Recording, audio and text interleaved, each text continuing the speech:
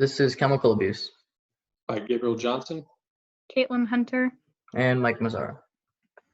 To understand chemical abuse, you first have to understand the scale of the problem. The world is populated with 2 billion people who consume alcohol on a regular basis, of which only 76.3 million are reported to have alcohol use disorders. 1.3 billion people consume tobacco worldwide on a regular basis, and 185 million people, or 4.3% of the global population, consumes illicit drugs regularly. So for normal growth, each stage of development has the potential to be impacted by chemical abuse. Chemical abuse from the mother could affect the child for the rest of their life. How chemical abuse affects the individual afterwards depends on a variety of factors, such as the age of the individual and the type of chemical abuse, and any withdrawal symptoms associated with the abuse. Some factors affecting growth and development. While the effects of drugs on children during pregnancy are still not fully understood, and they can vary depending on the type of drug, according to the National Institute on Drug Abuse, chemical abuse can increase the chances of miscarriage and stillbirth, placenta abruption, premature labor and birth, fetal alcohol spectrum disorder, neonatal abstinence syndrome, sudden infant death syndrome, small head circumference, low birth weight, and development and behavior problems.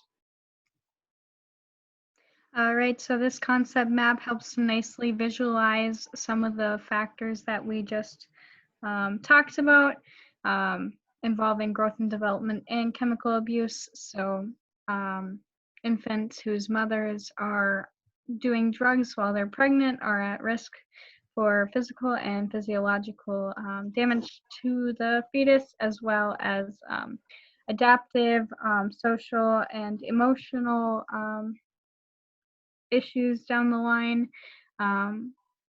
as well as cognitive and motor function, communication, and yeah, those are some of the more important concepts. Factors affecting growth and development. Chemical abuse can affect children before they're even born if the mother takes drugs with it while she's pregnant. Specifically with opioids, the child can develop neonatal abstinence syndrome, or NAS, which is where the child becomes addicted to the drugs before they're even born.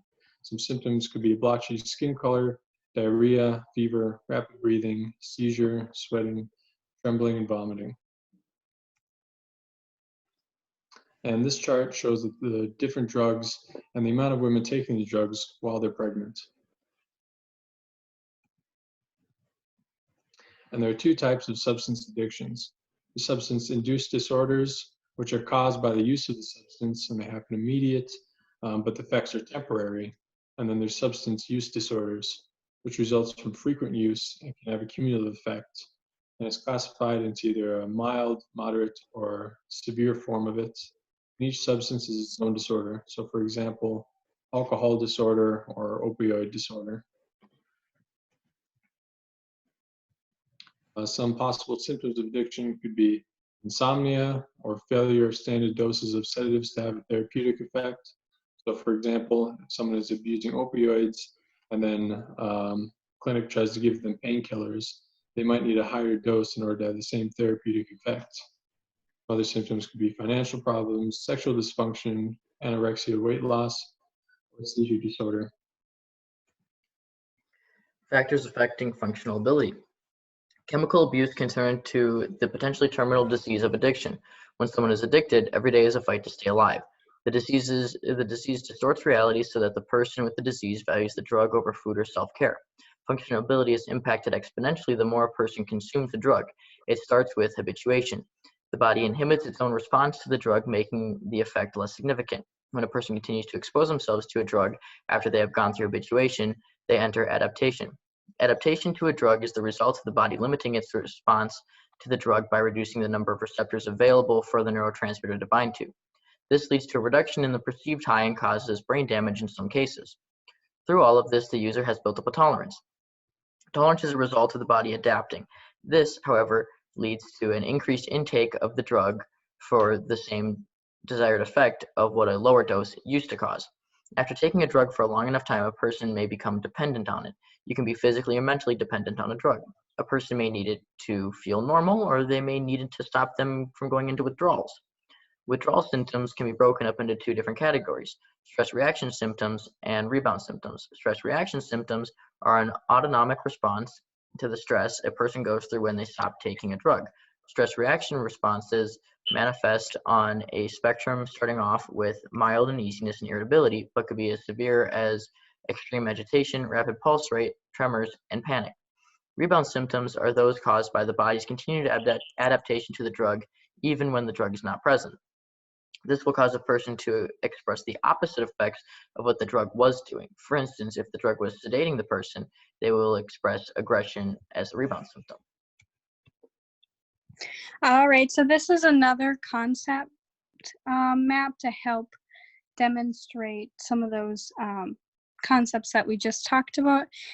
Some of the most important for functional ability involving chemical abuse is perfusion. You see this a lot when people are heavily drinking. The blood rushes to their cheeks, making their cheeks flushed. Some other concepts that relate to this are sexuality, as substances decrease sexual function, and a few others are nutrition, elimination, cognition, and culture and coping are some of the more important factors. Genetics and addiction. As a person grows up, they are exposed to social factors that influence their life. When it comes to addiction and chemical abuse, the younger you are introduced to a substance, the more likely you will be to be hooked on it later. Social factors, like if your family or friends use, are strong determinants in adolescence. However, as a person ages into adulthood, addiction is more dependent on their genetic predisposition to drugs. Another role your genes play is in the pharmacokinetics of a drug in your own body. People vary in many ways. One of those is how our bodies respond to drugs. Some people have higher drug metabolisms or have more of a certain receptor, making them a target for getting hooked on certain drugs. This is not something that someone can control, but rather something everyone should be aware of. As stated earlier, people are born with variation that make them interact with drugs differently. One condition that has been linked to a slew of specific genes and has been connected to many other disorders is ADHD. People with ADHD have been said to have variants in genes responsible for the regulation of cerebral dopamine levels by the DAT and DRD2 transporters, along with the gene associated with bipolar and alcoholism, the TACR1. It has been found that adults with ADHD who had it as a child are at a very high probability for also having nicotine and alcohol dependency later on as an adult. This could be due to drugs stimulating a dopamine release that people with ADHD are already low in, or it could have to do with the impulsive nature of people with ADHD and the highly addictive substances that they are being exposed to trying. A person's environment puts stressors on them, which in turn may turn on or off certain genes.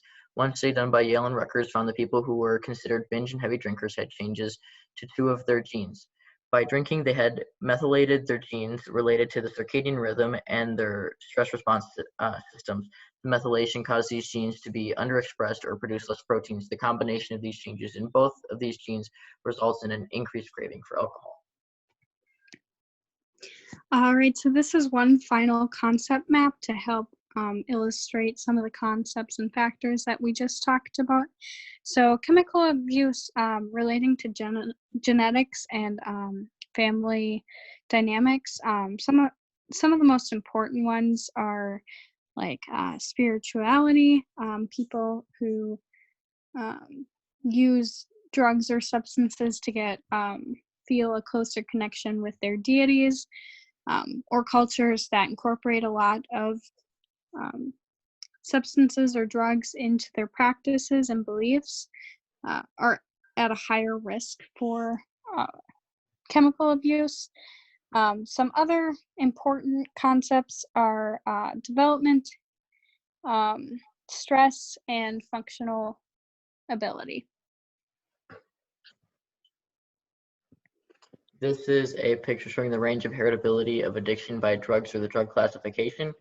And it shows that opioids, cocaine, and caffeine have the highest chance of addiction getting passed down? So unfortunately, there's often a negative stigma surrounding people suffering from chemical abuse. This negative stigma can dissuade people from getting the treatment that they need, as well as having a negative effect on the mental health and the self-esteem of the patient. Because of this, it's important as a nurse to understand that just by being more understanding and less judgmental, you can better help your patients. And those are our resources. Thank you.